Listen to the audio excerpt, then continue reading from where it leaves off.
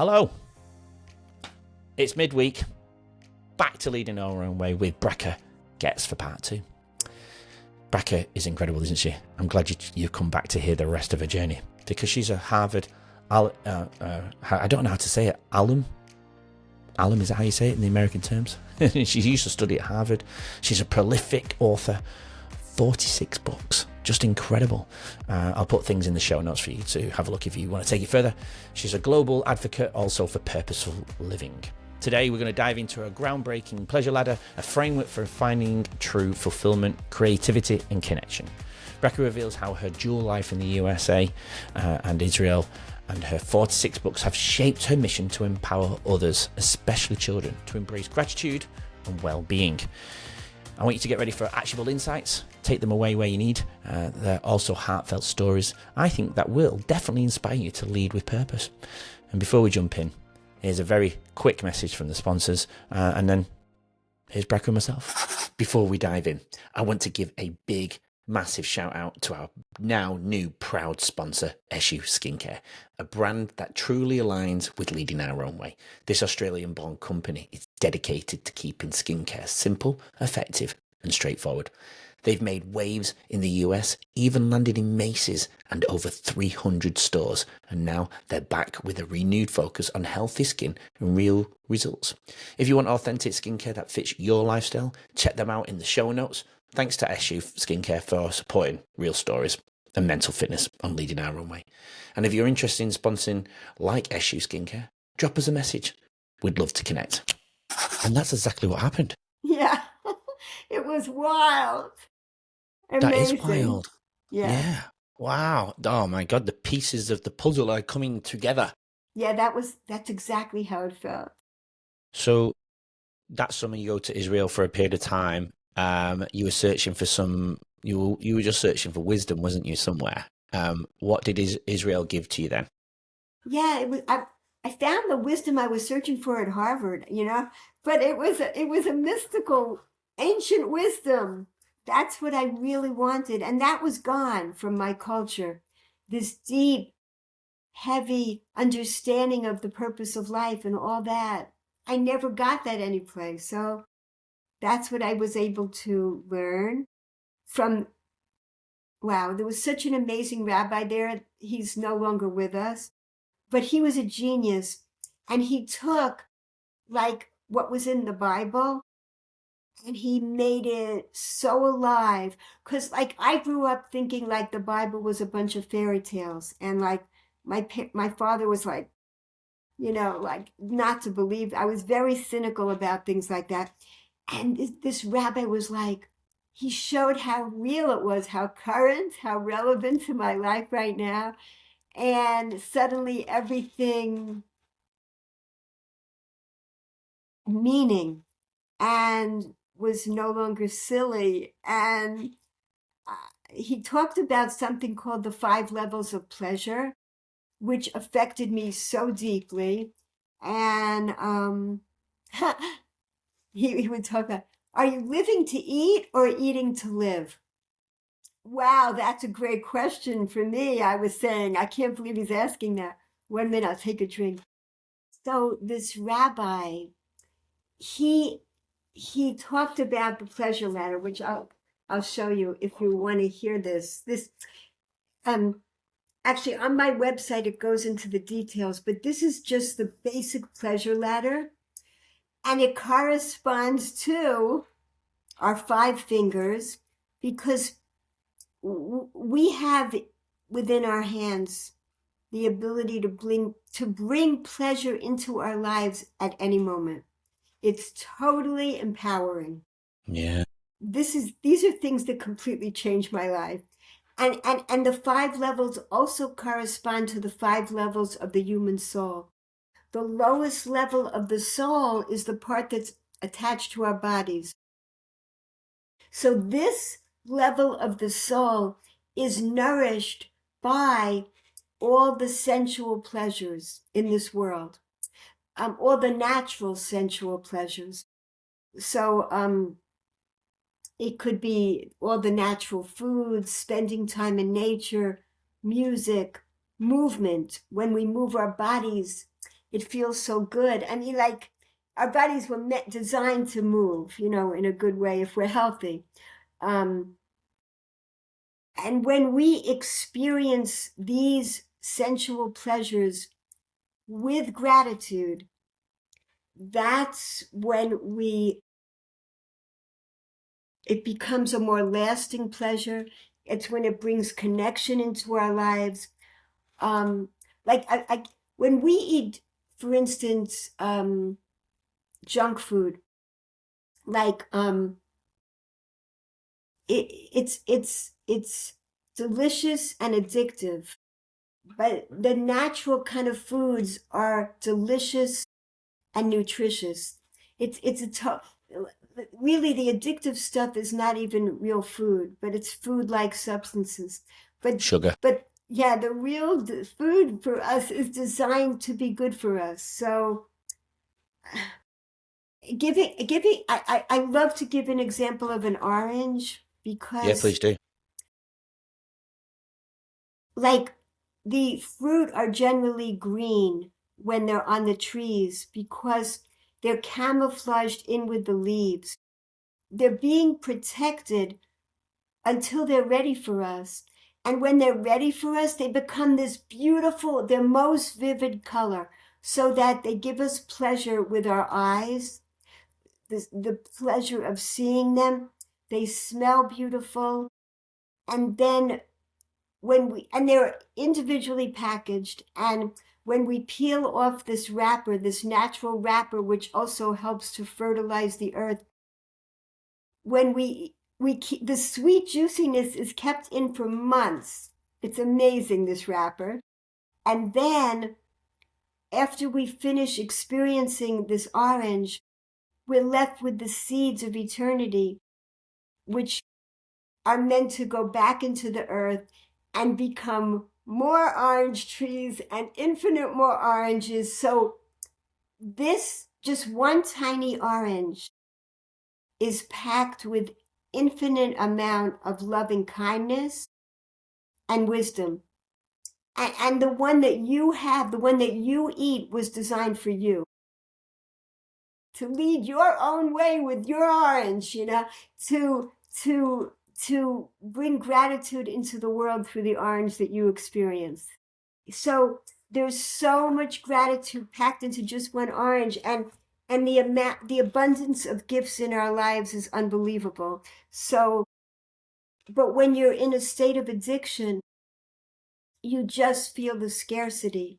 You feel there's not enough pleasure in this world for me. So I got to keep stuffing it in because I'm really lacking pleasure right now.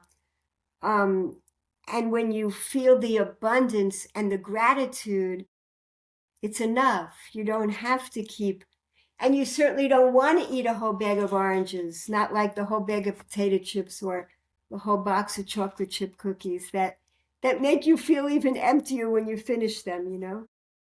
I nearly went and ate loads of chocolate last night because of the hacking of the social media, but I didn't. I got through it. I wanted to go to the shop for the chocolate, trust me. Yes, I'm sure you did. I'm sure you did. The old habits come right back, and that's how it goes. We fall back on our old coping skills, especially when we're stressed. It's totally understandable, but you've raised your happiness set point through all the work that you've been doing. The joyful work. It's not, yeah, it's joyful work. So Yeah, it is. Yeah, and that's the lowest level of pleasure. But Yeah, well. when we go up, the next level is love. And that's surprising because love doesn't sound like it's empowering. It sounds like it's dependent on somebody else. And when we're in a state of addiction, anxiety, depression, we are totally self-absorbed and estranged and disconnected. So this begins the connection, feeling grateful even toward an orange, feeling grateful for something. Now, this is feeling grateful toward another being, and they don't have to be there with you. A person in in, God forbid, solitary confinement in a prison could still feel love for like a grandmother that once did a kindness for them, and they feel suddenly warm and inspired and want to do something good. The person doesn't have to be there. It's focusing on the virtues of another. We could do that without anybody being there. We could fill up on love totally by ourselves, and feel more pleasure in our lives. We could bring it into our own lives, which is amazing. Yeah, I've never looked at it like that before. Yeah, and and and going up the ladder, the next level, like you were talking about, is meaning, doing something meaningful. Oh, this is the level of our limbs. This is the level of our heart, and this is the level of our brain. When we do something meaningful, a good and meaningful in the world, and we give back with gratitude that we could give, that's even each level up brings deeper connection and greater pleasure. So I was on another show, and the host said he was feeling lonely and miserable, sitting in his apartment by himself, and he bought a whole pizza pie. He finished 2 slices, and he's about to plow through the whole box of pizza when a knock at the door, and his neighbor needs his help for 2 minutes. Maybe it was to move furniture, I don't know. He comes back into his apartment afterwards. He looks at the pizza and he doesn't need to eat it anymore. He can put it in the fridge. Like, what happened? What happened? What happened? I don't know. He filled up instantaneously. Oh, yeah, because he didn't need to rely on what he's normally relying on. He filled up. Yeah, of course. And I felt that before too. Because I've self-reflected and gone, the old me would have filled up in that artificial way. Right? Do you know what I mean? I mean, look at last night. That's an example, right? I didn't fill up in what I needed. Well, I thought I needed.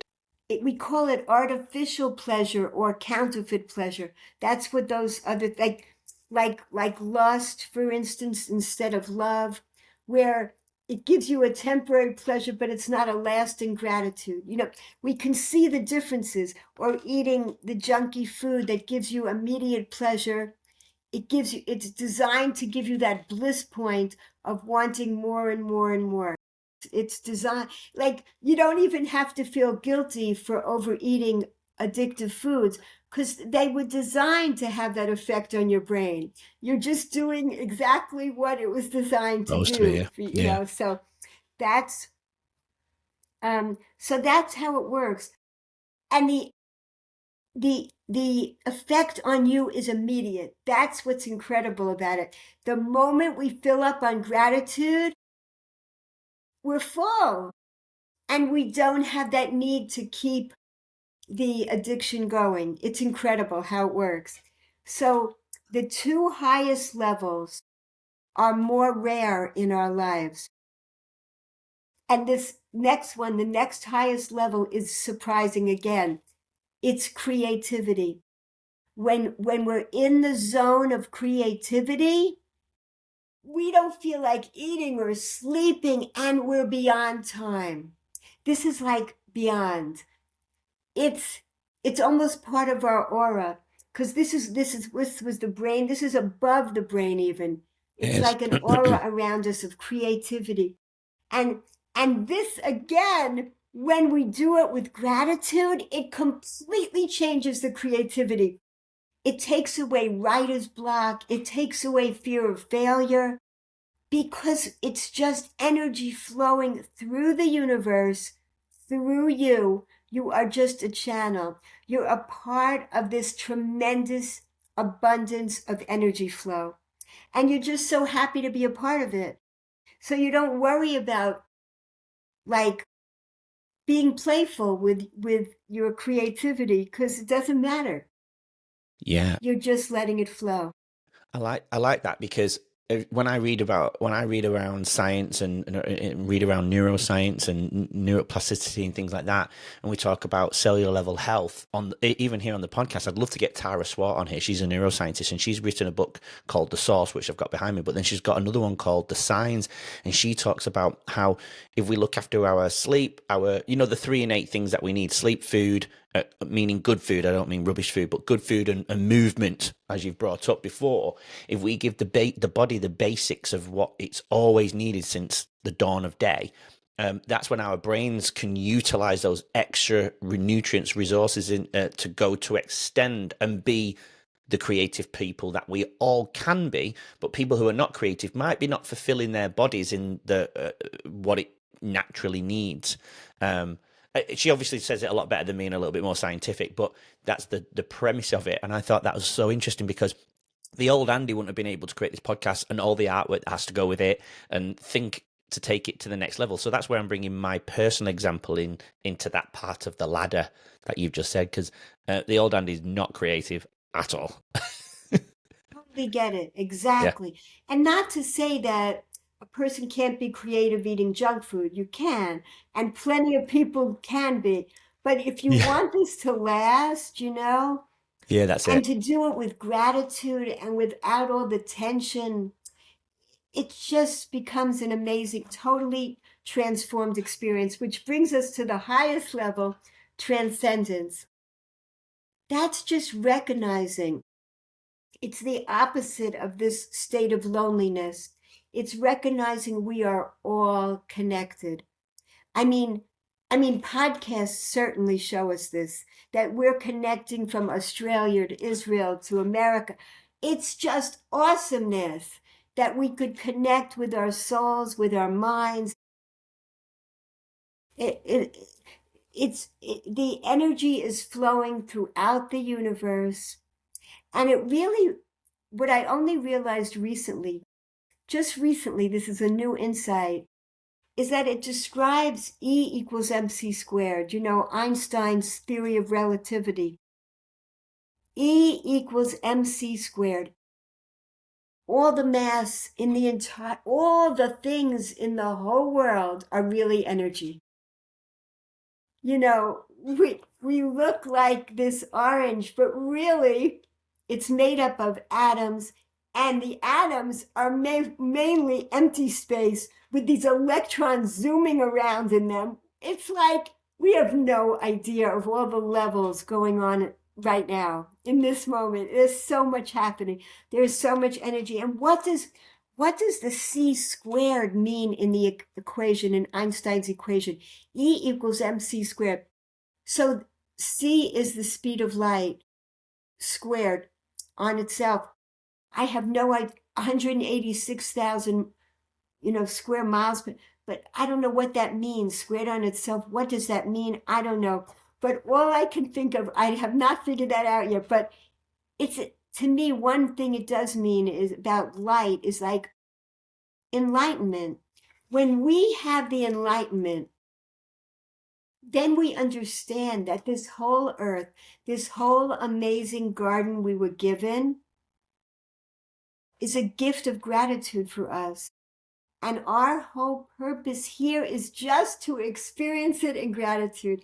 That's our whole job. We've made things much more complicated, but that's really what we're here to do. That's what your podcast is doing, helping people to live more fulfilling lives. That's what I'm trying to do with my books. That's really the purpose of all our lives, to live them with gratitude and to get destabilized by people hacking into our Facebook, tornadoes coming, and then coming back to a place of gratitude after that. What does that do? That grows our gratitude muscles. It's like this. All these things that happen to us, they're like personal trainers. Each one is designed specifically for each person. And we have to push off that misery each time the challenge comes. And each time we push it off, we become even more grateful people. We grow those gratitude muscles. We continue to, with the neuroplasticity that we've all been blessed with, we grow more neural pathways that make it easier and easier to go on the grooves that have already been created, so that like you did, we can stabilize ourselves to a place of gratitude more and more easily, no matter what destabilizes us from moment to moment. Absolutely. And I'm glad we're going back to the beginning of the episode. You said about starting with the children. I think that's where it does. I mean, it's a lot harder for adults to, develop their new neural pathways than it is for children, because it's obviously they're a lot younger. So that's where we need to begin. I'm not saying we don't, but I agree with you. Yeah, and it is the reason why for the podcast, because, if people can start to fire and wire a little bit better and a little bit more often, maybe they can change the trajectory of their realization of their life and go, oh, I'm not stuck in this mess. I'm not stuck in this pivotal, messy middle. It's just a period of life, and these are the pieces I can take. And just on a side note, your image of your ladder there, I'd love you to send a picture of that to me, if that's okay. It's I'd on my love to. website. Oh, is it? You can download this picture. Oh, nice. Yeah, Beautiful. with much more explanation put in. Yeah, You'll because I'd love see, to display it on the screen, you see. there's a link. It's the pleasure ladder where you could just download it. Right, well, I'll tell, The whilst we're chart. here at that moment, I will tell everybody your website. It's www.growingimpactpublications.com. Am I right? Yeah, that's my children run it. Right. Yes, they do. And I wanted to bring that up, actually. Your children run that. That's their business, their full-time job, is it? Is that what they do? Well, no. Well, my son is a first grade teacher, and my daughter-in-law was a preschool teacher. She's doing this full time now, and he's also teaching and doing it. I love it. And Like you, you, teaching yeah, and well, yeah. yes, I am a teacher by trade. I'm a teacher. I left my career as a full-time teacher to write the book after I almost passed away with septic shock because of the pleasure eating. Well, I don't know if it was pleasure eating.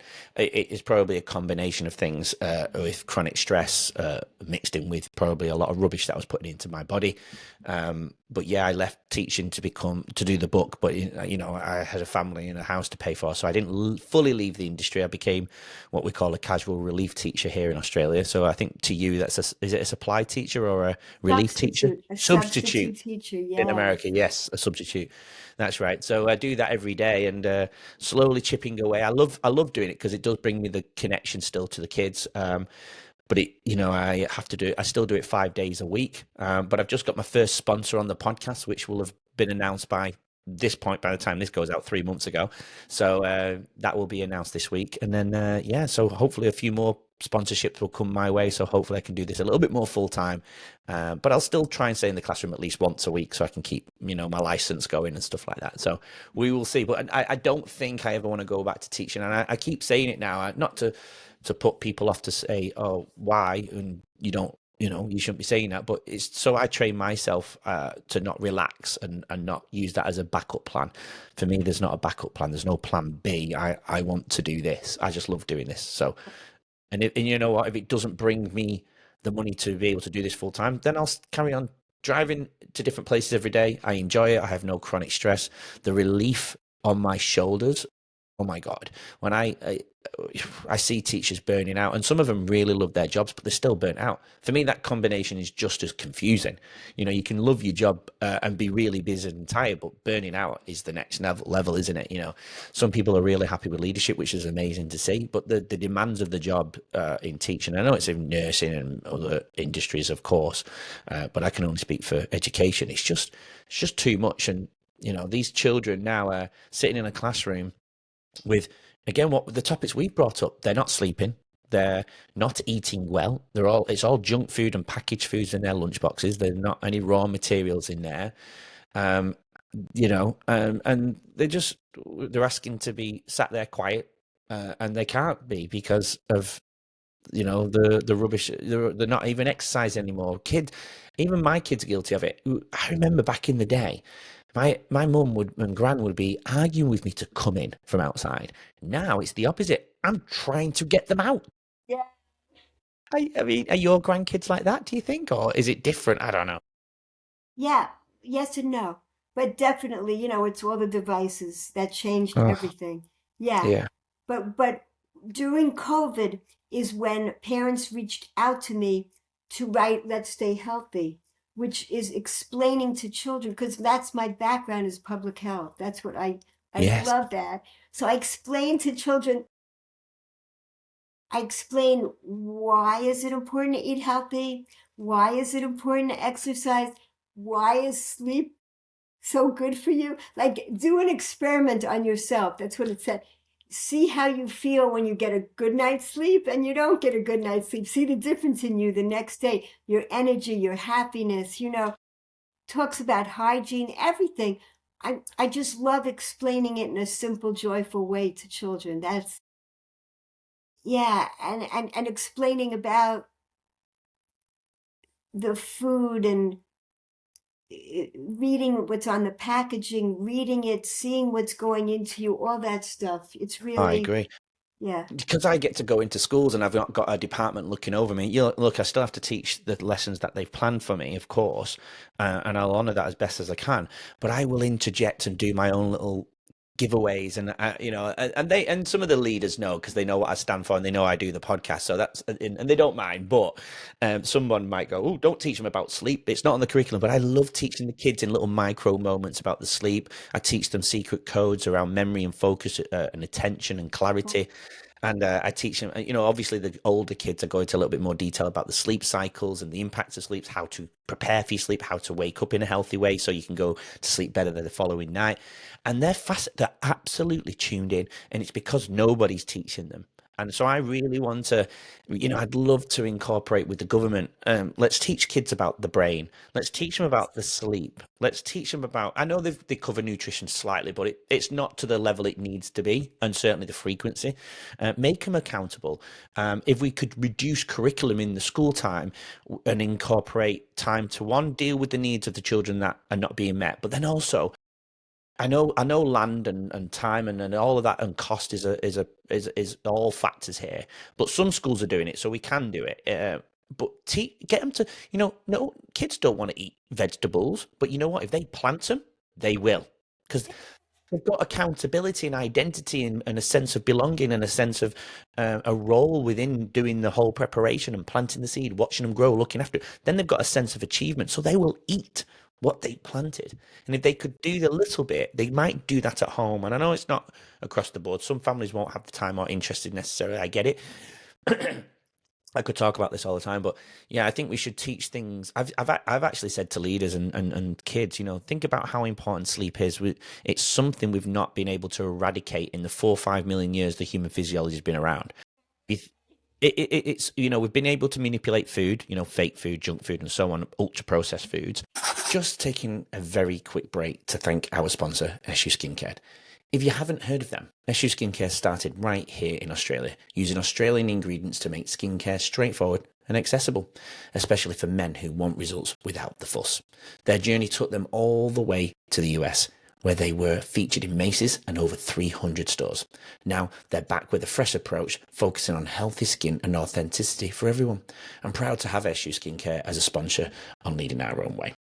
See the show notes for their website and to see how you can keep your skin healthy and confident. And if you're interested in sponsoring like SU Skincare, drop us a message. We'd love to hear from you. Now, right back to the episode. Sugar, blah, blah, blah. That's how it's addictive. But, and we've been able to manipulate movement. We now can get around really fast by sitting down. Even the kids now can get on electric scooters and e-bikes and get somewhere faster by being on them, outside of cars and buses and whatnot. But if you think about sleep, the three things we all want to do innately is defend ourselves, eat, and reproduce. Those are the three things you cannot do when you are sleeping. Yet the brain and the human physiology hasn't eradicated sleep from its repertoire. That's how important sleep is. Absolutely. We needed to regenerate. Our bodies were made that way. And dreams are really important. They're really an important part of our lives, and they help with the neurological connections, and they help us to be creative. It's all, Form memory. yeah, very important part of our lives. get rid of the junk that we don't need from the day, but form the memory. It's like a memory card, isn't it? We can actually fill our brains up, our hippocampus with useless information if we're not preparing the body well. We're not giving the body what it needs, the nutrients it needs, filling for deficiency. Our hippocampus will store all the rubbish memory and not do what it needs to do during the night. And then we feel groggy the next day. That's when brain fog starts to happen, blah, blah, blah. Whereas if we prepare better, it'll keep the useful information and get rid of all the junk. And then we've got time more, and that's how we form the new pathways, and that's how we become more creative. That's how we learn more, and that's how we become more intelligent. And all I see, I struggle because, I see children with eating lollies and sweets during the day, part of their actual eating, not. And they look at fruit as brain food in schools. Look, fruit is super, super important, but it's not brain food. It's fiber and it reduces inflammation and it helps feed the microbiome. But if you want to impact the brain, what should we be doing? We should be eating vegetables and folate and things, I could talk about it forever. Anyway, yeah. And that's So, why we wake up in the early morning yeah. with new ideas. It's, Mm. it's the main time when people wake up with new ideas, because all this regeneration has gone recharging. That's what we're doing during the night, recharging. Yeah. Absolutely. So, okay, then, because we've been talking about gratitude quite a lot, and obviously a lot of things that help contribute towards gratitude, fulfillment and enjoyment and satisfaction and things like that. What are you grateful for then, Bracha? What, name one thing? Oh, many as you want. I'm I'm I'm so grateful to be on this podcast with you. I'm really, this is to me, this is awesomeness. And this moment. I'm so grateful for this moment. Oh, me too. Thank you. Yeah, I'm grateful for my wonderful husband. I'm grateful for my wonderful children and grandchildren. And I'm grateful for this beautiful world. And I heard somebody mention today, I'm grateful for warm showers. Wow, what a great thing to be grateful for. She said she was reading a book from the 17th century and she realized this is such a gift, to have hot showers in our house. We take it for granted. It's an unbelievable gift. Yeah. It is. It's interesting that though, because I love my cold plunges. So Oh my goodness. that was one thing actually changed my life to help me become a Wow. little bit more resilient and build my Wow. resilient up. Yeah, so I actually do cold showers. I do turn it on to warm and then go back to the cold, but at night I won't Wow. do that. I will do a warm shower at night. So I'm grateful for the warm showers at night, but I'm not grateful for the warm showers in the morning because I I think hear. we've become very comfortable and but not Hmm. that's not to diminish what we should be grateful for in the warm showers. Yes. Yes. So on your mental health state then, I normally ask this at the beginning of the podcast, but if we had a scale, I got this off one of my former guests, Gavin Patterson, and I've just fallen in love with this question. Another one I've got that I just thought of. But if you, on a mental state, now I'm going to twofold for this question, but first of all, your present state on a mental scale of 0 being depressed and the worst, rock bottom, and 10 obviously being content, where would you lie on that scale right now of your mental health, contentment, happiness, whatever you want to look at it as? Deeply content. So, so content. So you're So number 10. grateful for my life. Yeah, I mean, you could always be more. You can be in a state of bliss and ecstasy every moment, but I'm not there. But I'm just so happy. Yes, thank Oh, God. good. Where would you have lay in your lowest point on that scale then? A 0. And on that 0, if you were to paint a picture, what picture would you paint being that 0? Where were I you at? What? felt so alone. Am I always going to be alone my whole life and feel pointless and purposeless?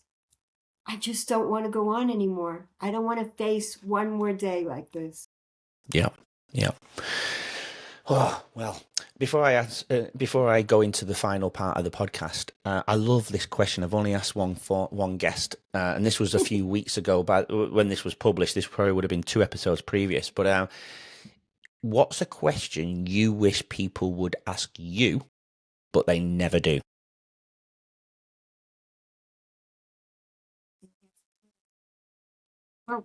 I guess the main question is, what is the secret to happiness? I wish people would just come up and ask me that. What do you think the secret to happiness is then? Gratitude. Yes, I knew you were going to say that. That's it.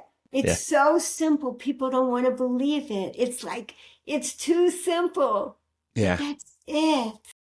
If you're grateful, any moment that you spend being grateful is a moment you're not spending being miserable.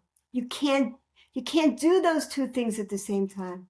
Agreed. Yeah, no, I agree. Okay, so for the viewers then, what gratitude practices do you advise people to start with if somebody's going, I don't know where to start? What could they do to begin their gratitude journey? Let me give you an example of a relapse. Let's say you want to start eating healthy, but you're feeling really miserable tonight, and you end up eating 20 cookies. You go, I am so grateful I didn't eat 100 cookies. You switch it because that this part of your brain that wants to make you miserable is saying, you are so low. Look at you. You just stuffed all these cookies in your mouth. Who needs this? And you go, wait a minute. I'm grateful I had 20 instead. You could always do it.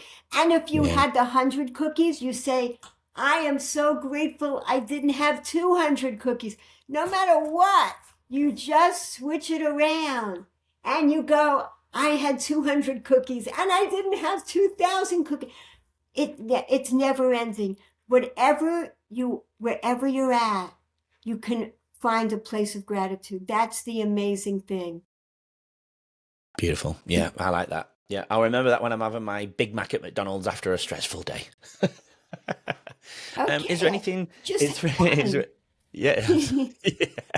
Is there anything that we've missed off your journey today, then, Bracha, that you think should be shared before I answer my 3 final questions?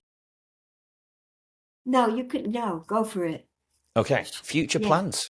What are your future plans? Just because we're here on the #1 podcast in the world doesn't mean we've made it. It doesn't mean it's the end of your journey.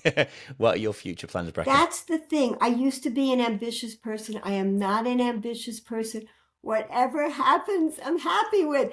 And that doesn't keep me from progressing and doing more things. No, it doesn't take away that. It just takes away. I still have some stress in my life for sure, but it's not, oh my gosh, what it used to be like, this Chronic. pushing. No, it's like, I'm so grateful. So I just hope to continue on the path that I'm on. God Beautiful. willing. Love it. If you could give a powerful piece of advice for anyone that might be able to connect to the topics that we've discussed today, what's that? Just a general piece of advice for those listeners. I just saw this cartoon recently. There's 2 creatures, and one creature is holding a jar, and it says happiness. And the other creature looks at it and goes, I can't believe it. Where did you find that? I've been searching everywhere for it. And the creature holding the jar says, I created it myself. Great. Where do you get that from? I saw it online. It just came up as this amazing. So I put it on my Facebook page. I think I put it on LinkedIn too. I said, this is brilliant, I love it. It's so simple. And you all have that ability to create it this very moment with gratitude. That's it. You can create it. Love it. Great. No matter what a person's trauma have been through in their childhood, no matter what. I agree. You can still get there. Yeah, not sticking to, don't let that define who you are. Let's make that mind shift. And again, it's those pieces of advice that can hopefully trigger that thought process to that first 1% change, chance of change in their life. I love it. Thanks, Bracha.